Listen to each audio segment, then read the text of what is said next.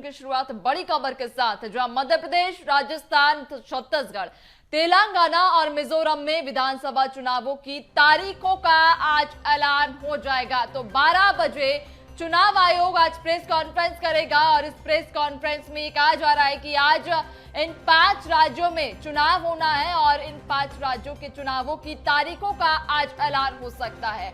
मध्य प्रदेश, छत्तीसगढ़ समेत 5 राज्यों में चुनाव होना है, यानी कि विधानसभा चुनाव अब बिल्कुल दहलीज पर आ खड़े हैं। जब अब तारीखों का ऐलान भी जल्द हो जाएगा। 12 बजे प्रेस कॉन्फ्रेंस रखी गई है। आपको बता दें कि प्रेस कॉन्फ्रेंस में ये कहा जा सकता है कि आज तारीखों का ऐलान हो सकता है। इसके अलावा सूत्रों के हवाले से ये भी खबर है कि आज आचार संहिता भी लग सकती है। मध्य प्रदेश, राजस्थान, छत्तीसगढ़, तेलंगाना, मिजोरम में विधानसभा चुनाव होने और कहीं ना कहीं आज जब 12 बजे चुनाव आयोग प्रेस कॉन्फ्रेंस करेगा तो तारीखों का ऐलान भी कर सकता है, यानी कि अब चुनाव दहलीज पर आ खड़े। जब 5 राज्यों में कुल 679 सीटों पर चुनाव होंगे और अब इन राज्यों में जब चुनाव होने हैं तो इनकी तारीखों का ऐलान जल्द ही हो सकता है। 12 बजे प्रेस कॉन्फ्रेंस चुनाव आयोग की रहेगी। तस्वीर साफ हो जाएगी कि कब वो तारीखें होंगी जब इन 5 राज्यों में चुनाव होने हैं। और मध्य प्रदेश की यदि बात कर ले तो विधानसभा की कुल 230 सीटें हैं। इसके अलावा अगर बात छत्तीसगढ़ की करें तो छत्तीसगढ़ की 90 सीटें, राजस्थान की 200 सीटें, मिजोरम की 40 सीटें हैं जिन पर चुनाव होना है। और अब आज तस्वीर साफ, यानी कि 5 राज्यों में कुल 679 सीटों पर विधानसभा चुनाव होने और अब तारीखों का ऐलान आज हो सकता है। 12 बजे प्रेस कॉन्फ्रेंस चुनाव आयोग की रहेगी। आपको बताते चलें कि इस प्रेस कॉन्फ्रेंस में ये कहा जा रहा है कि तारीखों का ऐलान हो सकता है। सूत्रों के हवाले से ये भी खबर है कि आज आचार संहिता भी लग सकती है। तो जैसा कि आज 12 बजे चुनाव आयोग प्रेस कॉन्फ्रेंस कर रहा है, कई बड़े घोषणा, कई बड़े ऐलान आज हो सकते हैं। यह भी खबर है कि आज आचार संहिता भी लग सकती है। छत्तीसगढ़ में 2 चरण में चुनाव हो सकते हैं। सूत्रों के हवाले से यह खबर आपको बता रहे हैं कि छत्तीसगढ़ में 2 चरणों में चुनाव हो सकते हैं। मध्य प्रदेश, राजस्थान, तेलंगाना, मिजोरम में एक चरण में मतदान होगा। ये सूत्रों के हवाले से खबर आप तक पहुंचा रहे हैं कि शायद छत्तीसगढ़ में 2 चरणों में चुनाव हो सकते हैं। इसके अलावा जो अन्य राज्य हैं जिनमें मध्य प्रदेश, राजस्थान, तेलंगाना और मिजोरम शामिल है, इनमें 1 चरण में मतदान होगा। नवंबर और दिसंबर में ये चुनाव होने वाले हैं। सूत्रों के हवाले से ये खबर कि चुनाव के ऐलान के साथ ही आचार संहिता भी लागू हो सकती है। चूंकि आज 12 बजे प्रेस कॉन्फ्रेंस चुनाव आयोग आयोजित कर रहा है और इस प्रेस कॉन्फ्रेंस में ये साफ हो जाएगा कि कब मध्य प्रदेश में और मध्य प्रदेश, छत्तीसगढ़ के साथ जो 5 राज्यों में चुनाव है उनमें कब चुनाव होंगे और आखिरकार तारीखों पर भी मुहर आज लग जाएगी। इसके साथ ही ये सूत्रों के हवाले से खबर है कि आचार संहिता भी कहीं ना कहीं आज से मध्य प्रदेश और उन सभी राज्यों में जिनमें चुनाव होने हैं उन सभी राज्यों में आचार संहिता भी आज से लग सकती है। तो आज 12 बजे चुनाव आयोग की प्रेस कॉन्फ्रेंस, कई अहम जानकारी भी प्रेस कॉन्फ्रेंस अपने इस दौरान देगा। ज्यादा जानकारी लेंगे संवाददाता विवेक हमारे साथ मध्य प्रदेश भोपाल से जुड़ गए हैं, तो दूसरी ओर दामिनी बंजारे छत्तीसगढ़ रायपुर से हमारे साथ जुड़ चुके हैं। सबसे पहले विवेक, आपकी ओर रुख करूंगी। आज 12 बजे प्रेस कॉन्फ्रेंस चुनाव आयोग की रहेगी, क्या खबर, क्या अपडेट? बिल्कुल नैन्सी, जिस प्रकार से 12 बजे भारत निर्वाचन आयोग दिल्ली में एक बड़ी कॉन्फ्रेंस रखी गई है, मगर बात की जाए कॉन्फ्रेंस की तो जिस प्रकार से सूत्रों के हवाले से खबर आ रही कि आज जो चुनाव की तारीखों का जो ऐलान है वो हो जाएगा। साथ ही बात की जाए मध्य प्रदेश सहित 5 राज्यों में जो आचार संहिता है वो आज से लग सकती है, क्योंकि जिस प्रकार से सूत्रों के हवाले से खबर आ रही कि छत्तीसगढ़ में 2 चरणों में जो मतदान है वो होना है। साथ ही मध्य प्रदेश सहित जो अलग राज्य है, जिस प्रकार से राजस्थान, मिजोरम, तेलंगाना जो राज्य है उस पर 1 चरणों में मतदान होंगे। और लगातार खबरें मिल रही कि आज से मध्य प्रदेश में आचार संहिता जो है वो लग सकती है। अब देखने वाली बात है कि 12 बजे भारत निर्वाचन आयोग की प्रेस कॉन्फ्रेंस होगी और प्रेस कॉन्फ्रेंस होने के बाद संभावना लगातार यही जताई जा रही कि आचार संहिता लग सकती है, क्योंकि बीते कुछ दिन पहले जिस प्रकार से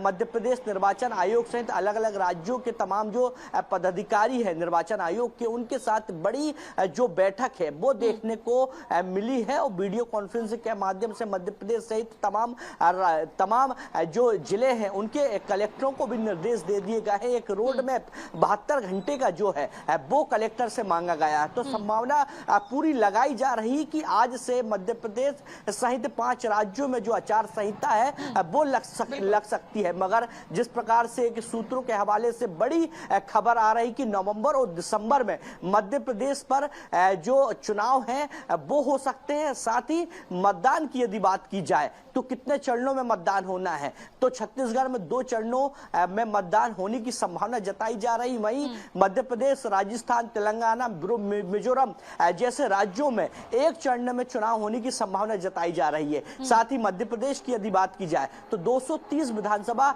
सीटों को लेकर कलेक्टर लगातार नजर बनाए हुए हैं। अब देखने वाली बात है कि 12 बजे जब प्रेस कॉन्फ्रेंस शुरू होगी तो भारत निर्वाचन आयोग द्वारा जो तारीखों का जो ऐलान है वो कब होता है। मगर लगातार दिल्ली से सूत्रों के हवाले से खबर आ रही कि नवंबर और दिसंबर में जो मतदान है, जो चुनाव है वो हो सकता है। जी बिल्कुल, यानी कि सूत्रों के हवाले से ये खबर आ रही है कि शायद 5 राज्यों में नवंबर दिसंबर के बीच चुनाव होगा। और भी जानकारी लेंगे। दामिनी भी हमारे साथ रायपुर से लगातार बनी हुई है। दामिनी, देखिए आज 12 बजे प्रेस कॉन्फ्रेंस चुनाव आयोग की, कई बड़े ऐलान, कई बड़ी घोषणा आज हो सकती है। इसके अलावा अगर हम बात करें पार्टियों की और निर्वाचन आयोग की, तो कितनी तैयारी निर्वाचन आयोग की फिलहाल छत्तीसगढ़ में? इसके अलावा अगर आचार संहिता आज से लग जाती है तो वो कौन कौन से ऐसे काम प्रतिबंधित हो जाएंगे पार्टियों पर, वो जो नहीं कर पाएंगे? अब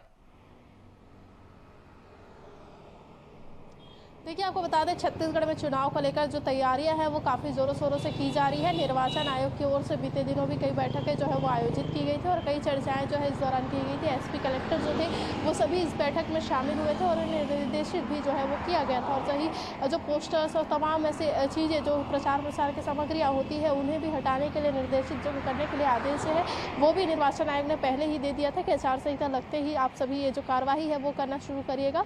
इसके साथ ही आपको बता दें कि एसपीओ को ये भी निर्देश दिया गया था कि जो अवैध रूप में शराब बिक्री या तमाम चीज़ें जो एक तरह से चुनाव के समय में प्रतिबंधित रहती है उन सभी चीज़ों को जो है निगरानी रखी जाए और उन पर भी कार्रवाई की जाए। और अगर हम छत्तीसगढ़ के समीकरण की बात करें तो छत्तीसगढ़ में महिला वोटर्स ज़्यादा है। और मैं आपको बता दूं कि इस बार जो निर्वाचन आयोग की ओर से डाटा जारी हुआ है उसमें साफ तौर पर ये कहा गया है कि 1 करोड़ 2 लाख जो महिला मतदाता है, 49,000 ये महिला मतदाता है। इसके साथ ही जो पुरुष मतदाताओं की संख्या की अगर हम बात करें तो 1 करोड़ 1,20,000 मतदाता है।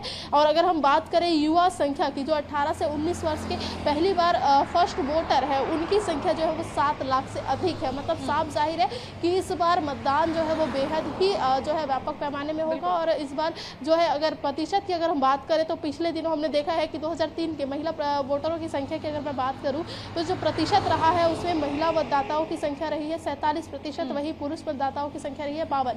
अगर हम बात करें महिला के 2008 के चुनाव की तो 51% जो थे वो पुरुषों के थे और 48% जो थे वो महिलाओं के थे। वही 2013 की अगर हम बात करें तो 49% महिलाओं ने मतदान किया था और साथ ही 50% जो है वो पुरुषों ने मतदान किया था। अगर हम बात करें 2018 के चुनाव के तो 49.50% जो है महिलाओं ने मतदान किया था और पुरुषों की अगर बात करें तो पुरुष जो थे वो कहीं ना कहीं उसमें 49%, 93% जो है उनके द्वारा 49.93% जो है वो मतदान हुआ था, जिसमें कहीं ना कहीं ये देखा गया है कि पुरुषों की मतदान जो संख्या है उसमें कहीं ना कहीं गिरावट आई हो। और इस बार जो है महिला वोटरों की संख्या काफ़ी ज़्यादा है और 53 ऐसे जो विधानसभा क्षेत्र है जहां पर महिलाओं का दबदबा जो है वो ज़्यादा माना जाता है, महिला वोटर्स ज़्यादा है। तो इस बार छत्तीसगढ़ में महिला वोटरों के वर्चस्व की अगर हम बात करें तो काफ़ी ज़्यादा। और ये भी कहा जाता है कि महिला वोटरों का हमेशा से रुझान रहा है कांग्रेस की ओर। तो कहीं ना कहीं इस बार जो है दोनों ही पार्टियाँ जो है उन्हें साधने के लिए लगातार अलग अलग प्रयोग करेगी और अलग अलग प्रयोगों के माध्यम से इस वर्ष के चुनाव को जो है वो सफल करने के लिए कोशिश जो है वो की जाएगी। और जो एक तरह से योजनाएं हैं उसे लेकर भी चर्चाएं जो है वो की जाएगी। और चुनाव जो है वो बेहद ही खास है। आज अगर आचार संहिता लग जाती है तो कई ऐसे काम हैं जो रुक सकते हैं, जैसे कि आज मुख्यमंत्री भूपेश बघेल दिल्ली के दौरे में है, अभी तक जो है सूची जारी नहीं हुई है। तो छत्तीसगढ़ में कई विकास कार्य जो अभी प्रस्तावित थे वो प्रस्तावित कार्यक्रम जो कार्य है वो कार्यक्रम जो है उसमें कहीं ना कहीं प्रतिबंध लग सकता है। और जो मुख्यमंत्री भूपेश बघेल दिल्ली से यहाँ रायपुर पहुंचेंगे तब जाके कई ऐसे कार्यक्रम वो जो करने वाले थे उन सभी में प्रतिबंध तो लगेगा ही, साथ में कई ऐसे काम है जिसमें भी प्रभाव जो है वो पड़ता नजर आ सकता है। अगर आज रात को आचार संहिता लग जाती है तो ऐसे में दो लिस्ट जो है वो भी नहीं जारी हुई है और लिस्ट की वजह से भी काफी इंतजार कांग्रेस के जो दिग्गज है, कांग्रेस के जो लोग हैं उनको करनी पड़ी थी। और आज बैठक में तमाम विषयों पर चर्चा होगी और जल्द ही आचार संहिता के बाद तक संभावनाएं है कि कांग्रेस अपनी पहली सूची जारी करे और भाजपा अपनी दूसरी सूची जो है वो जारी कर सकती है। बिल्कुल, कहीं ना कहीं जब आज स्थिति स्पष्ट हो रही है कि शायद आचार संहिता लग सकती है मध्य प्रदेश छत्तीसगढ़ समेत जिन 5 राज्यों में चुनाव है, तो कहीं ना कहीं अब जो चुनावी तेजी थी अब कांग्रेस में और भी बढ़ जाएगी, क्योंकि अभी तक कांग्रेस की ओर से एक भी लिस्ट जारी नहीं की गई है, चाहे बात मध्य प्रदेश की करें या फिर छत्तीसगढ़ की करें। तो कहीं ना कहीं अब और ज्यादा एक्टिव कांग्रेस नजर आएगी। बने रहिएगा आप दोनों, आपसे और भी आगे जानकारी लेंगे, लेकिन इसके पहले दर्शकों को हम आखिर ये भी बता देते हैं कि मध्य प्रदेश का फिलहाल क्या सियासी गणित है। अगर विधानसभा सीटों के लिहाज से देखा जाए तो मध्य प्रदेश में 230 विधानसभा सीटें आती हैं, जिनमें बीजेपी के पास 128 विधायक फिलहाल मौजूद हैं, कांग्रेस के पास 95 विधायक हैं, बसपा के 1 विधायक और जबकि 3 निर्दलीय विधायक मध्य प्रदेश में दबदबा रखते हैं। यानी कि 230 विधानसभा सीटें बीजेपी के खाते में, 128 विधायक यानी कि बीजेपी के 128 विधायक हैं, कांग्रेस के 98 विधायक हैं, जबकि बसपा के 1 विधायक मध्य प्रदेश में है। इसके अलावा 3 निर्दलीय विधायक मध्य प्रदेश से ताल्लुक रखते हैं। आपको ये भी बताते चले कि 2018 के जो चुनाव परिणाम थे वो कहीं ना कहीं बीजेपी के लिए घातक साबित हुए थे और एक लंबे अरसे के बाद में कांग्रेस ने मध्य प्रदेश में एक बार फिर से फतह हासिल कर ली थी और अब उसके बाद कांटे की टक्कर लगातार देखने को मध्य प्रदेश में मिल रही है। अगर विधायकों के लिहाज से बात कर लें, 230 कुल विधानसभा सीटें हैं, लेकिन बीजेपी के पास वर्तमान में 128 विधायक, कांग्रेस के पास में 98 विधायक हैं, बसपा के पास 1 विधायक और 3 निर्दलीय विधायक मध्य प्रदेश से आते हैं। ज्यादा जानकारी लेंगे, संवाददाता हमारे साथ भोपाल से लगातार जुड़े हुए हैं। विवेक, एक बार फिर से आपका रुख करूंगी और अगर हम यहाँ मध्य प्रदेश में बात विधानसभा सीटों की कर लें या फिर 2018 के जो चुनाव परिणाम रहे हैं उनकी बात करें तो कहीं ना कहीं बीजेपी के लिए वो बेहद घातक परिणाम कहे जा रहे थे कि 2018 में बीजेपी सत्ता से चली गई थी, लेकिन उसके बाद परिस्थितियां बदली, फिर से बीजेपी आ गई, कांग्रेस महज 15 महीने ही चल पाई। इस बार कांटे की टक्कर दोनों ही पार्टियों में है। क्या लगता है कि दोनों पार्टियों की कितनी तैयारी?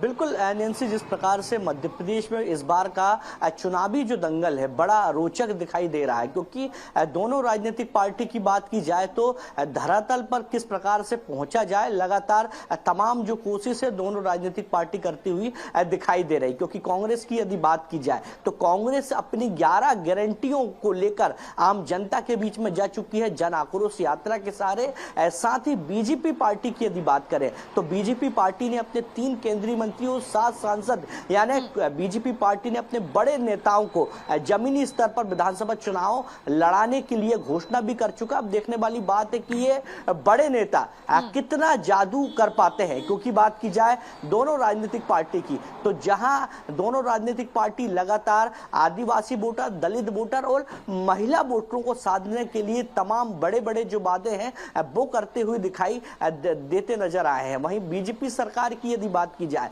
तो बीजेपी का मास्टर स्ट्रोक लाडली बहना योजना और साथ ही प्रधानमंत्री नरेंद्र मोदी ने 5 राज्यों के विधानसभा चुनाव को देखते हुए एक बड़ा मास्टर स्ट्रोक महिला आरक्षण का मुद्दा प्रदेश में और देश में पूरी तरह छेड़ दिया। अब देखने वाली बात है कि मध्य प्रदेश सहित 5 राज्यों के विधानसभा चुनाव होना है और आधी आबादी यानी महिला जो वोटर है वो कितना बीजेपी पार्टी को साथ देती है तो आने वाला वक्त बताएगा। मगर कांग्रेस की यदि बात की जाए तो कांग्रेस पार्टी लगातार पहली सूची को लेकर उनका जो फाइनल जो मंथन है वो दिल्ली में हो चुका और संभावना लगातार लगाई जा रही है। और कमलनाथ ने बैठक के बाद परसों देर रात बयान भी दिया है कि नवरात्रि के पहले दिन यानी 14 तारीख को संभावना जताई जा रही कि कांग्रेस पार्टी की जो पहली सूची है वो जारी हो सकती है। मगर पहली सूची की यदि बात की जाए तो लगभग करीब 120 लोगों के जो नाम है उस पर सहमति बन चुकी है। केवल औपचारिक घोषणा होना है, बिल्कुल। क्योंकि कमलनाथ ने कई बार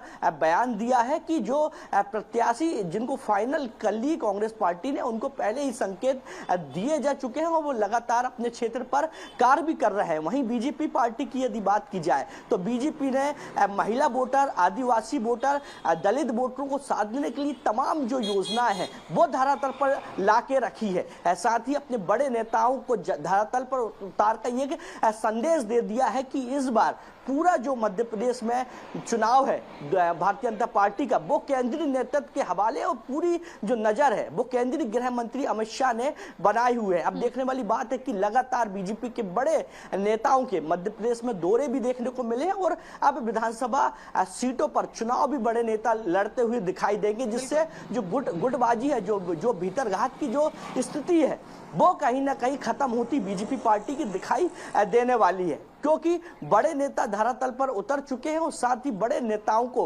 अलग अलग क्षेत्र यानी उनके क्षेत्रों की बड़ी जवाबदारी दी गई है, जिससे वह अपने क्षेत्र, अपनी विधानसभा सीट के साथ अलग अलग जो उनके क्षेत्र में आने वाली सीटें हैं उनको भी कहीं ना कहीं जिताने का एक बड़ा जो चैलेंज है वो भारतीय जनता पार्टी ने अपने बड़े नेताओं को दिया है। जी बिल्कुल विवेक, आपने सही कहा, बीजेपी के लिए चैलेंज इस बार बड़ा है, चूंकि 2018 के परिणाम कहीं ना कहीं बीजेपी के लिए घातक साबित हुए थे। इस बार 2018 के परिणाम फिर से 2023 में ना दोहराए जाएं, बीजेपी पूरी कोशिश करेगी। और जिस प्रकार से देख भी पा रहे हैं कि जब लिस्ट जारी की गई प्रत्याशियों की तो सांसद मंत्रियों को जगह दी गई है, यानी कि एक बड़े चेहरे हैं बीजेपी के, उन्हें इस बार मैदान में उतारा गया है, बड़ी जिम्मेदारी दी गई है। देखने वाली बात होगी आखिर जनता कितना भरोसा फिर से जता पाएगी। तमाम जानकारी साझा करने के लिए आप दोनों का ही बहुत शुक्रिया। बने रहिएगा, आपसे आगे और भी अपडेट्स हम लेते रहेंगे।